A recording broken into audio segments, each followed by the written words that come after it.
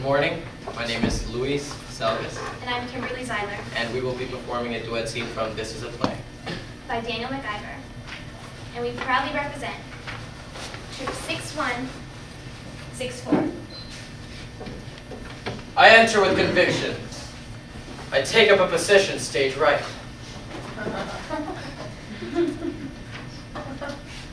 I am sick with embarrassment. Not only did I trip on my big cross, but now I'm not in my light. I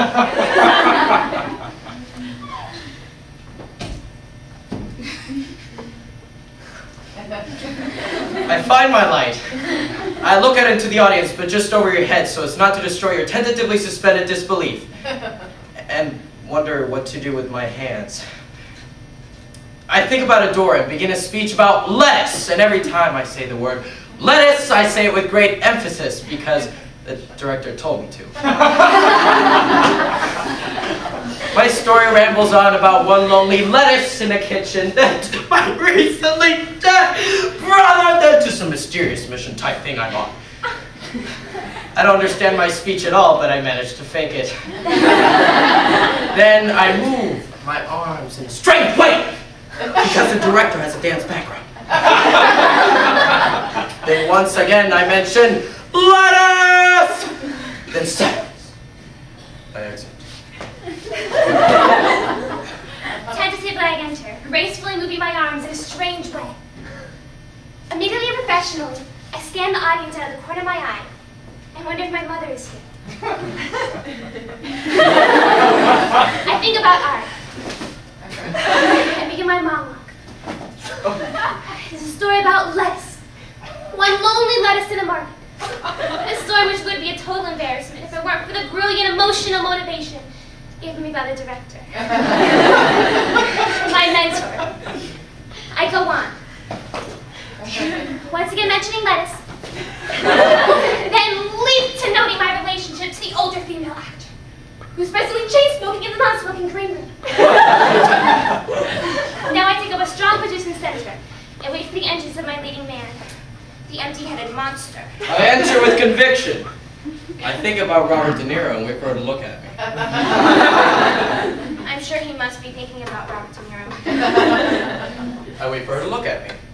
I wait for as long as possible. And then I look at him.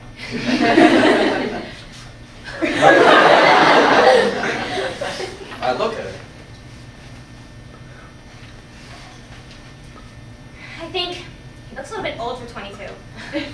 I think she thinks I can't act. I think he can't act. Yes! I take my time. I feel pretty.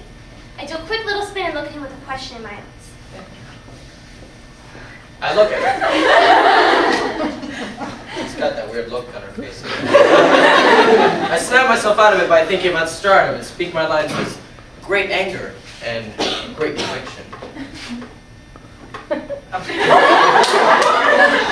react with annoyance towards his response toward my questioning look.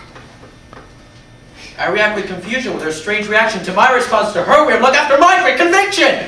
I react surely towards his confused response to my annoyance with his aggression toward my quick little spin intensive questioning look.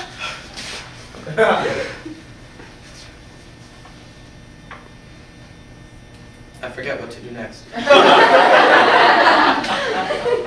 probably forgets what he's supposed to do next. So I pause. I cross the stage like a caged animal. I take up a position ever so slightly away from yet ever so lightly toward. Pain, hope, and fear dance across my face in a delirious symphony.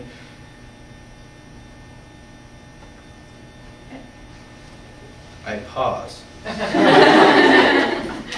He's not supposed to take this pause. The director's told him 100 times this pause is not needed. In the pause, I act really hard. You're dragging the plate down, you're milking the moment, you're killing the momentum, you silence little twig, you're pissing me off! With great accuracy, I upstage her and say my line.